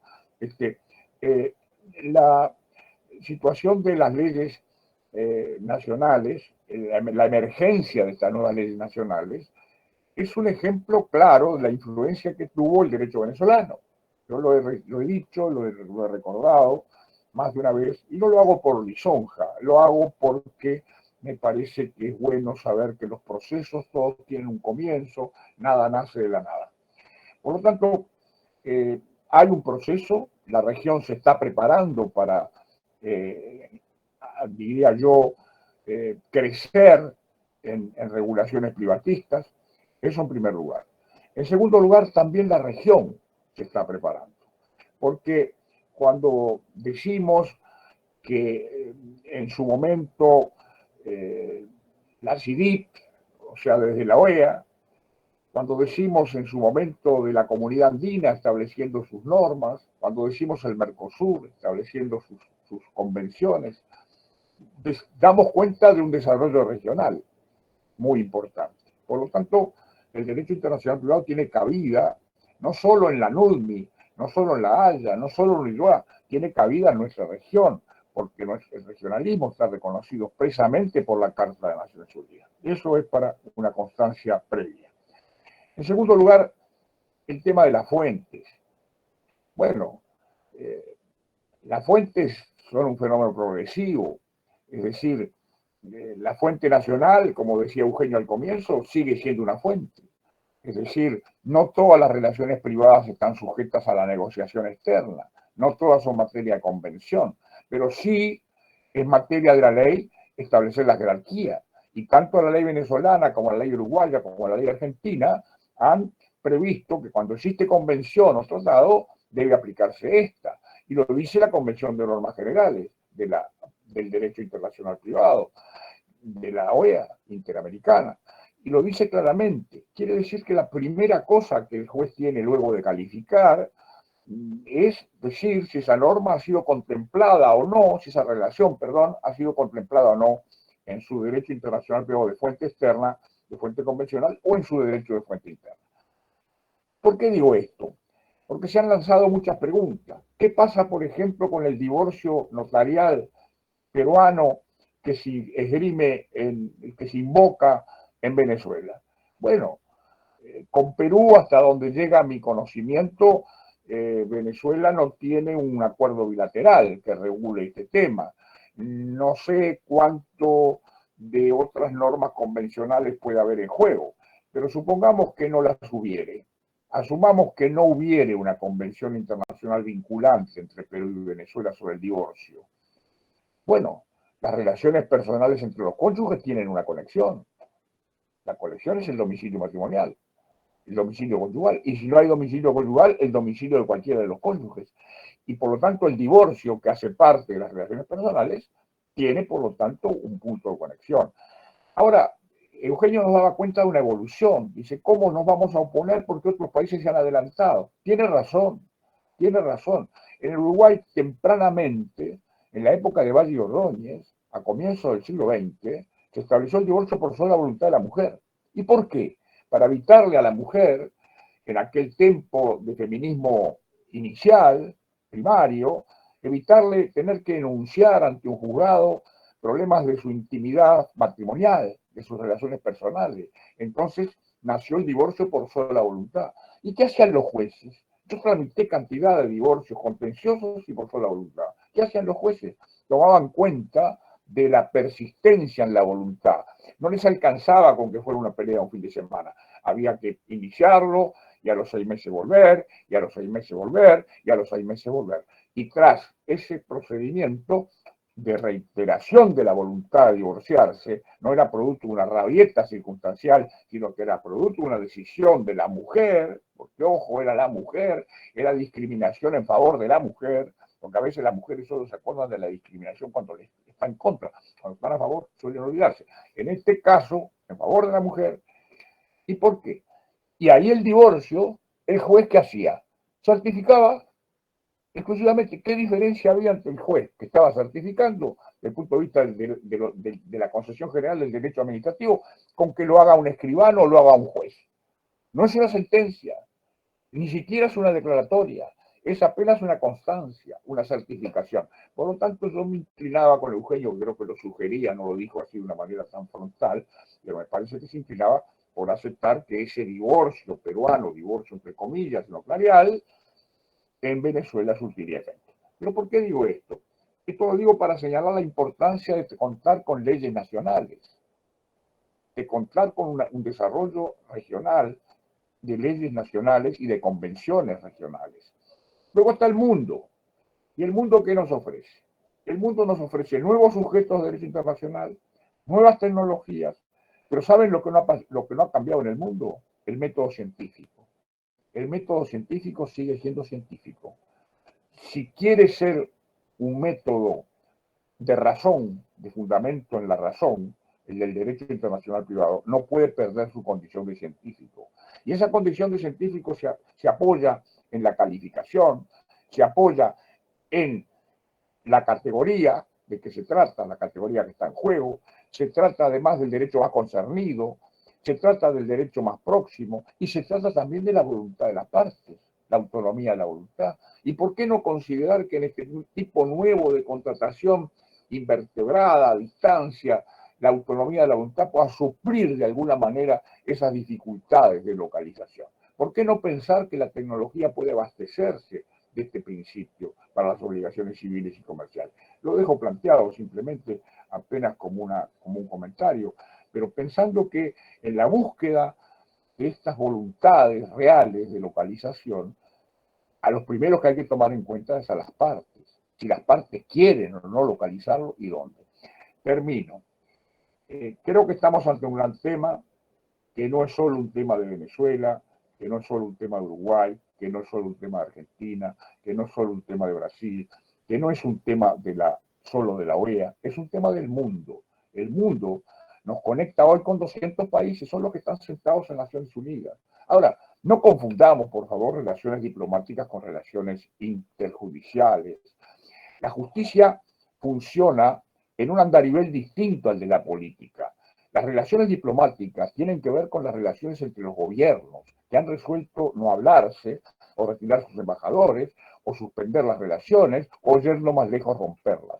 Pero los estados, como unidad, no son solo el gobierno, son el gobierno, la población y el territorio. Y lo que afecta a las personas en el derecho privado son las personas las que están en juego. Y por lo tanto, el derecho no se detiene porque no exista relaciones diplomáticas. A mí me tocó hace muchos años, cuando era joven, una consulta, una opinión desde la cátedra respecto a Cuba, con la que habíamos roto relaciones diplomáticas en aquel momento, que se restablecieron y después se volvieron a romper y se volvieron a restablecer. Es decir, es un matrimonio que tiene sus vaivenes. Estando rotas las relaciones, llega un exhorto de Cuba, ¿verdad? Entonces, a alguien se le ocurre decir, como no tenemos relación diplomática, no lo diligenciamos. No, por favor. La cooperación interjudicial es una categoría autónoma respecto de las relaciones político-diplomáticas. Hay que tener claro que el derecho internacional privado no solo debe defenderse pensando en los destinatarios, sino en sus sujetos. Y los sujetos del derecho internacional privado son las personas. Y por último, hay que reconocer que el mundo va privatizándose progresivamente. El Estado va cediendo sectores importantes de sus relaciones a los privados. El arbitraje, ¿qué es el arbitraje? Es una cesión de jurisdicción. Y vemos que en el campo internacional, sobre todo en el contractual, el arbitraje tiene hoy una fuerza y una presencia extraordinaria. Entonces, no estoy alegando con esto que el arbitraje deba extenderse a las relaciones de familia, etcétera, porque son diferentes, o al divorcio. Pero ojo, cuidado, el arbitraje es una expresión de voluntad. ¿Y por qué no puede ser una expresión de voluntad que en un contrato de plataforma o de ubicación de una relación invertebrada o inasible se fije una ley aplicable? Es decir, lo dejo planteado, de repente el año que viene, porque ustedes van a seguir con los que estén, y van a seguir, digamos, recordando a Tatiana no solo por el nombre del aula, recordándola por la contribución al desarrollo de esta disciplina. Y creo que es deber de cada uno de nosotros, desde el espacio que tengamos, desde el tiempo que nos toque, contribuir a eso. Es decir, porque esta disciplina va creciendo, pero no va creciendo porque seamos nosotros los que la hagamos crecer, va creciendo porque la realidad lo demanda. Es decir, es un imperativo de la realidad, y la realidad se va imponiendo. Me disculpo por lo extenso, a veces hablo más de lo que desearía, pero lo que quiero es compartir con ustedes estos enormemente valiosos momentos que he vivido este año a través de esta figura fantástica del Zoom, que no nos habría permitido en otro tiempo. La pandemia ha tenido también estas ventajas, en fin, dentro de todas las tragedias que ha producido, esta comunicación que tenemos una vez por mes con el aula Meckel durante un año, patentiza la utilidad del Zoom. Muchas gracias. Muchas gracias, profesor. Esperamos que siga compartiendo también. Como invitado. No hace falta, ya la palabra invitado sabe que esta es su casa. Gracias. Bueno, invitamos también a todos a participar, a intervenir. Tenemos todavía unos minutos más para seguir compartiendo. Si alguien se anima, bienvenido. Yo solamente quería decir una breve comentario respecto del tema de la enseñanza del derecho internacional privado en Europa. Porque en los países europeos no necesariamente el derecho internacional privado es una materia obligatoria, sino que es una materia optativa. Por lo menos en el caso de Alemania es así. Y entonces, siendo optativa, por supuesto que eso la gente lo va escogiendo por diferentes razones. Pero es optativa porque en definitiva de cuentas no es una materia que la del núcleo duro para la admisión al ejercicio de la profesión, digámoslo así. Entonces, si se escucha, a lo mejor un comentario por acá, saben que existe algo de eso, pero a lo mejor queda como descartado. En el caso venezolano, por ejemplo, lo que a uno le sorprende es también que la intensidad con la cual se enseña el derecho internacional privado es muy variable. Y creo que eso lo hemos vivido todos los que estamos acá. Y eso de alguna manera también nos explica a nosotros esos desniveles en el Poder Judicial. Hay unos desniveles muy grandes. Sobre todo porque parece que en algunas universidades el derecho internacional privado no tiene mucho peso. Sigue siendo algo todavía considerado como que me estoy tratando de recordar aquellos ejemplos que una vez escuché a un profesor de una universidad aquí en Venezuela, que ellos pasaban todo el año explicando la historia del derecho internacional privado. Entonces se maravillaban citando aquellas anécdotas de los glosadores y los posglosadores, y unas anécdotas sacadas de los incunables, de obras maravillosas de las que Gutenberg, solamente Gutenberg y ellos tenían noticias. Unas cosas así les puedo decir. Entonces, para ellos el derecho internacional privado no era una cosa útil. El derecho internacional privado era algo simplemente de una gente muy culta, en la que se discutían unos casos exquisitos de unos personajes de la farándula y de la realeza y cosas por el estilo. Pero, o sea, esto de que nos pasa, nada, eso no nos pasa a nosotros, porque nosotros ni somos de la realeza, ni somos de la farándula, ni nada de esas cosas. Entonces, esa es mi experiencia venezolana, no puedo poner así. Entonces, y los litigantes están enfocados en otras cosas. O sea, todavía hoy en día, 23 años después de la promulgación de la ley, se siguen citando, alguien lo mencionó ahora, creo que fue José Antonio, artículos derogados.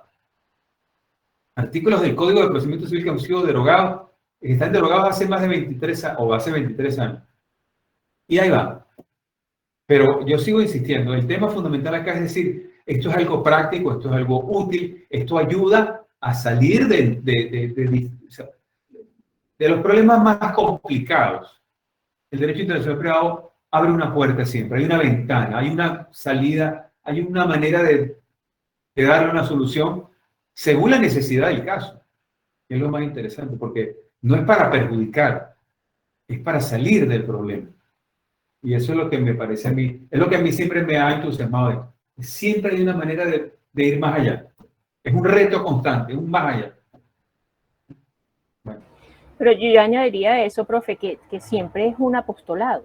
Y eso es lo que me parece llamativo, porque, a ver, en materia de derechos civiles, en obligaciones, la jurisprudencia es muy procesal, y yo creo que la jurisprudencia venezolana es muy procesal, no sé cómo será en otros países. Muchas veces las controversias se quedan en el enredo procesal y no llegan al fondo del asunto, pero nadie niega la necesidad y la importancia del derecho de las obligaciones por el hecho de que su jurisprudencia sea prácticamente procesal y tangencialmente se tocan algunos temas de fondo, que entonces son la jurisprudencia y eso nos sirve para el resto. Pero al derecho internacional privado no le pasa ni eso. Es decir, la parte procesal, el tema de determinación de jurisdicción, sí, los jueces entienden, tengo que declararme con jurisdicción para luego entrar a conocer, pero entonces luego vienen y toman las normas derogadas del Código de Procedimiento Civil para esa tarea y tampoco por ahí. Ojo, yo estoy, digamos, haciendo este cuestionamiento no directo al derecho internacional privado, la forma en que ha sido maltratado por los tribunales e incluso por los legisladores. Y pongo otro caso que por circunstancias de la vida me quedó cerca, el caso de Colombia. Desde la Constitución de 1991 ordenó al legislador considerar la internacionalización de las relaciones económicas, políticas y sociales. Una cláusula constitucional que no es común en este lado del mundo, y todavía seguimos con las normas de derecho internacional privado de Andrés Bello. que viva Andrés Bello, muy bien, pero por allá en 1800, hoy, Colombia se abrió a la inversión extranjera, tiene un sistema arbitral bastante bueno, de arbitraje internacional bastante bueno, y el derecho internacional privado sigue arrastrándose atrás, así como pidiendo por favor, porque no existe aquí más allá de la Convención de Viena. Eso es lo que realmente me parece llamativo, y uno podría, como decía usted, profesor Eugenio Hernández Bretón, en otra conferencia, el daño que hizo Andrés Bello por todo el Pacífico o latinoamericano. Con estas normas que, digamos, los sistemas se quedaron apegadas a ellas, salvando el caso de Perú tal vez, y las demás siguen aferrados a una normativa que hoy día no tiene razón de ser. Pensemos en lo que generó el cambio de nacionalidad a domicilio en Venezuela, en la década de los 60, y esos cambios de pronto se han visto en otros países, y el sistema de derecho internacional privado no ha reaccionado. Si nosotros tuviéramos un sistema normal en Venezuela, bueno, no se hubieran ido 5 millones de personas, pero también un legislador serio estaría pensando en cómo amarrar esos 5 millones de personas, porque el domicilio no sirve para eso. Y tampoco pasa. Y lo digo, digamos, el legislador venezolano obvio no es el mejor ejemplo para nada en este momento, pero son reflexiones que no se hacen, son cuestiones que no se piensan mucho, que nosotros vivimos que era posible pensarlo desde la famosa comisión de la década de los 60, integrada por los profesores Parraranguren, Sánchez Covisa y Goldsmith.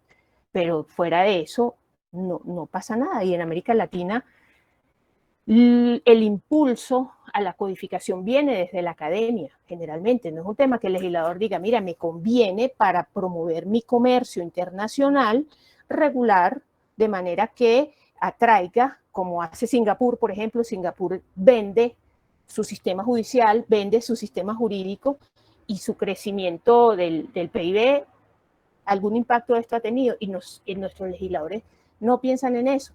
Hay regulaciones muy buenas, sí, pero ¿de dónde vienen? De la academia. No es un tema que interese o que venda, como también dice el profesor Hernández Bretón en algún momento, no es un tema que interese políticamente, ni se va a ver a nadie fuera de un congreso con una pancarta que diga viva el reenvío o cosas por el estilo.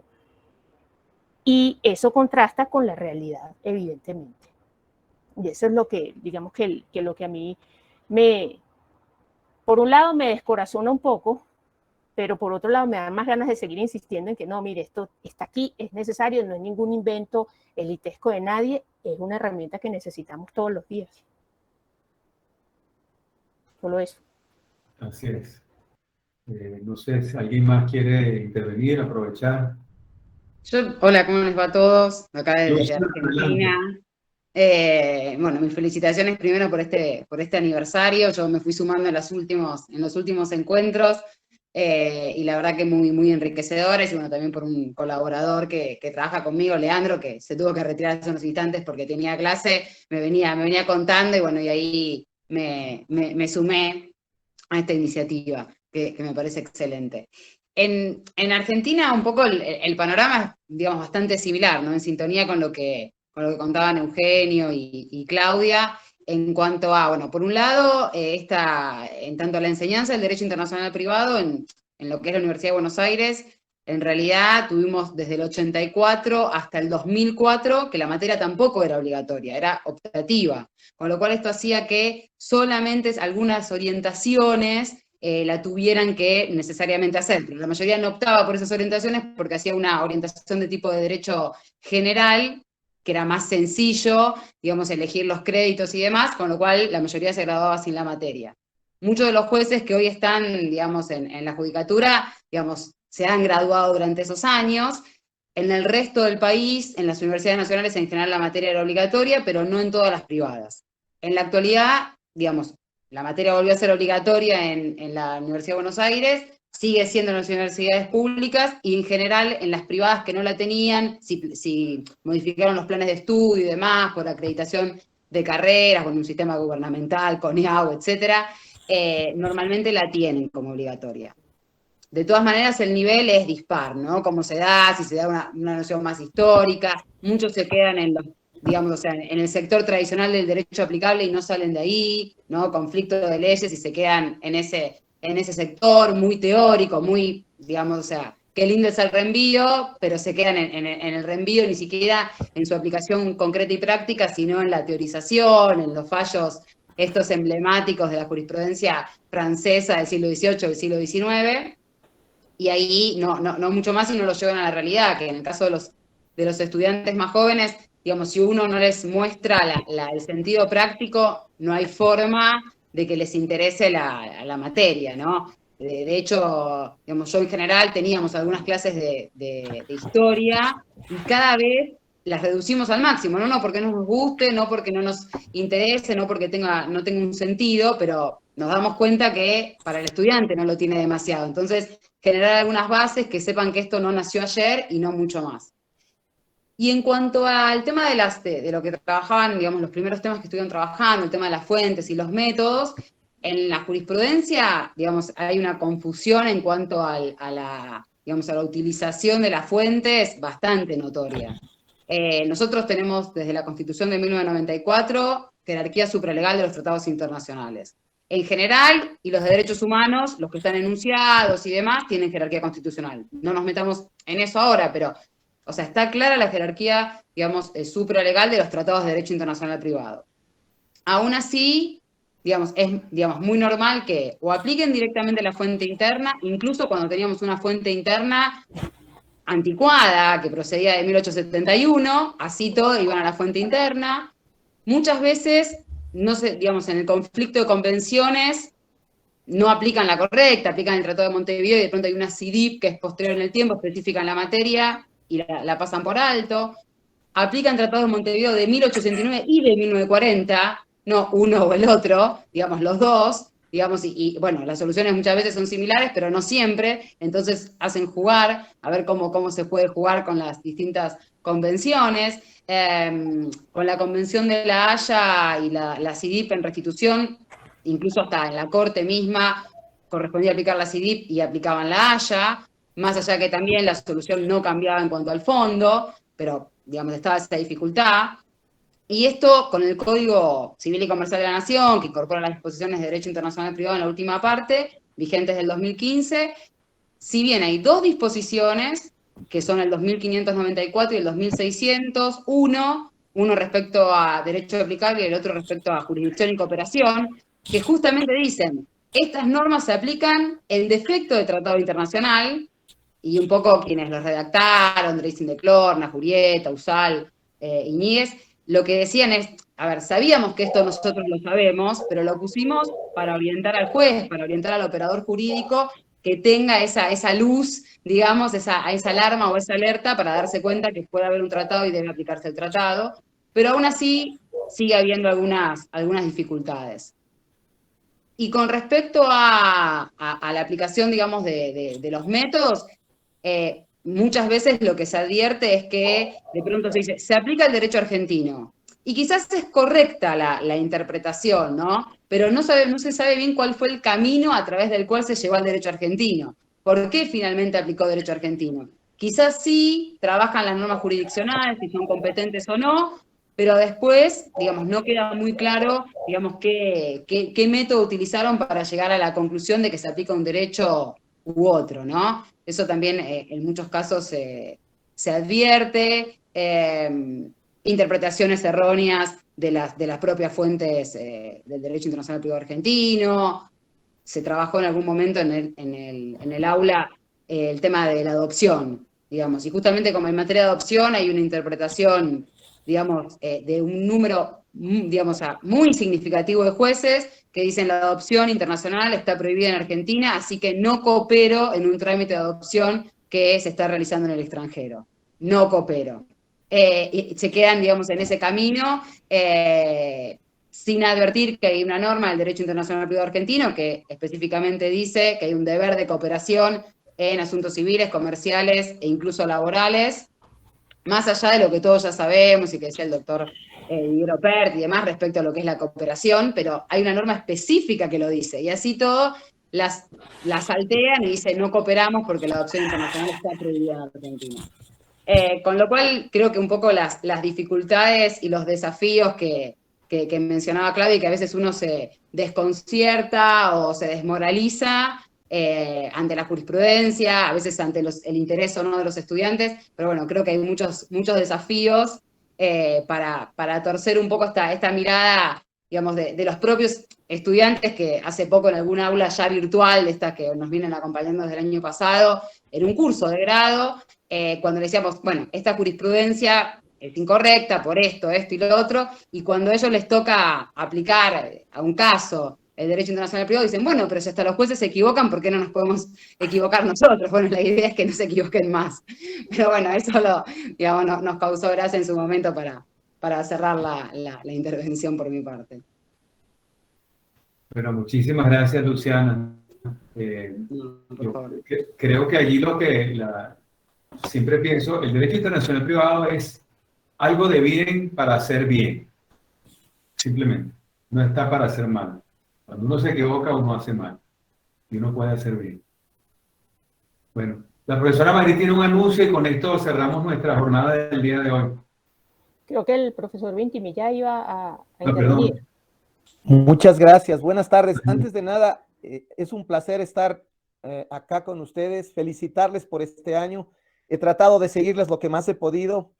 Y yo quisiera tan solo aprovechar para comentar 4 puntos del derecho internacional privado en Ecuador, que realmente a veces yo le digo es una rama escatológica, porque somos muy pocos los que estamos tratando de trabajar esta rama tanto en la práctica como en la docencia. Y hay 4 aspectos que quisiera simplemente compartir con ustedes. El primero, la enseñanza. Todavía la enseñanza en el derecho internacional privado es muy incipiente. Creo que hay una confusión todavía con el derecho constitucional, con la extranjería, con la nacionalidad, y no sé, realmente no hay una enseñanza adecuada. Somos muy pocos los que estamos empeñados en hacer una enseñanza cabal. Lamentablemente, el derecho internacional solamente se lo da en un semestre, lo cual hace muy difícil su enseñanza. El segundo aspecto es la legislación. Lamentablemente, creo que nosotros somos también hijos de Bello, y en su tiempo Bello cumplió, y realmente el código es muy lógico, muy interesante en muchas cosas, pero ya en la época de la tecnología, en la época de la globalización, en la época de la migración, se vuelve esto ya inmanejable. Ecuador tiene también muchos migrantes y hemos recibido también, tenemos personas de Perú, de Colombia, de Venezuela, de África, de Asia, y también los ecuatorianos salen. Entonces, todos los días tenemos matrimonios, divorcios, contratos, y no se los está de manera adecuada ni legislando, ni haciendo un análisis que sea realmente efectivo. El tercer elemento es la jurisprudencia. También es una jurisprudencia muy pobre, muy débil en cuanto al derecho internacional privado. Es más, los jueces no comprenden el tema y consideran, por ejemplo, el tema del derecho extranjero es poco y más una afrenta a la soberanía. Entonces, inclusive creo que todavía tenemos un hiperterritorialismo, un exceso del territorialismo. A mí me encanta mucho el anteproyecto chileno, estoy estudiando el anteproyecto colombiano, mis clases las enseño con el libro de Luciana, o sea, lo tengo que, por ejemplo, para las metodologías, tanto la de, qué sé yo, la de la indirecta, la directa, la mezclo con el funcionamiento. Estudio mucho a la profesora uruguaya, que me toca enseñar, utilizo los libros de Claudia, los artículos de Eugenio Hernández, porque acá solamente hemos tenido a lo largo de 50 años 4 libros de derecho internacional privado. Es decir, estamos en ciernes, y la verdad es que me hallo empeñado este momento en hacer un anteproyecto para ver si podemos discutir y tratar de introducir esta rama de una manera madura, porque he tenido casos, por ejemplo, de ejecución de sentencias. Los jueces no tienen idea. Es cierto que hay cosas muy positivas. En arbitraje y mediación Ecuador está a la vanguardia. Estamos muy bien. Pero en derecho internacional privado, aprovechando este año, creo que les voy a pedir ayuda a muchos de ustedes para poder generar debates, para poder hacer que este derecho que nos apasiona a unos pocos, no solo que nos apasione, sino que sea un derecho en la práctica que resuelva los problemas acuciantes que tenemos en la región. Muchas gracias por el tiempo y nuevamente felicitaciones. Bueno, muchas gracias. Creo que nos ha resultado una tarde muy interesante a todos, útil. Nos llevamos, creo que bastante, y espero que la aula Meckel siga compartiendo, como dice el profesor Operti. Claudia, tienes la palabra.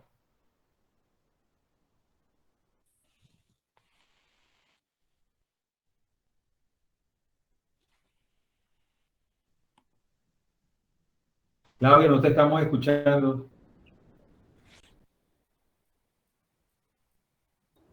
Ahora sí. Ahora sí. Les decía que lo que quería compartir con ustedes es la convocatoria para el número 4 del anuario de la Maestría en Derecho Internacional Privado y Comparado de la Universidad Central de Venezuela. En el año 2022 cumplimos 25 años en la maestría y es una extraordinaria oportunidad para celebrar en nuestro anuario, que ya llega a su edición número 4. Nuestra idea para este anuario es dedicarlo al derecho internacional privado en acción. Quizá una de las preocupaciones que hemos mostrado hoy con mayor frecuencia es el tema del derecho internacional privado en los tribunales y del maltrato de la disciplina a nivel judicial. Y por eso entonces queremos dedicar este número un poco para comentar lo que se ha hecho, para sugerir lo que debería hacerse, para destacar lo que se ha hecho mal, y eso también es importante, y para de una vez, y aprovechando también lo que hemos expresado aquí, que vemos que tiene carácter extraterritorial, un poco venderle a los estudiantes que esto es una materia cotidiana, práctica, que tiene una aplicación constante debido a las características de las relaciones en la actualidad. Nosotros estaremos compartiendo la convocatoria con los requisitos de los escritos en las redes de la maestría, las cuales les invito a seguir. Y el plazo o el deadline para la entrega de los artículos será el 30 de marzo de 2022. De manera entonces que todos cordialmente invitados a participar en este número 4 del anuario de la Maestría de Derecho Internacional Privado y Comparado de la Universidad Central de Venezuela. Muchísimas gracias. Nuestros muy apreciados colegas de otros países también están muy bien recibidos, invitados, y por supuesto será muy interesante también darle cabida en nuestro anuario para que tengamos acá también ese marco de comparación. Creo que esto nos ayuda mucho a nosotros y para tomar los buenos caminos. Bueno, muy buenas tardes a todos, muy contentos con este inicio del segundo año. Vamos adelante. Muchísimas gracias a todos. Gracias, hasta luego.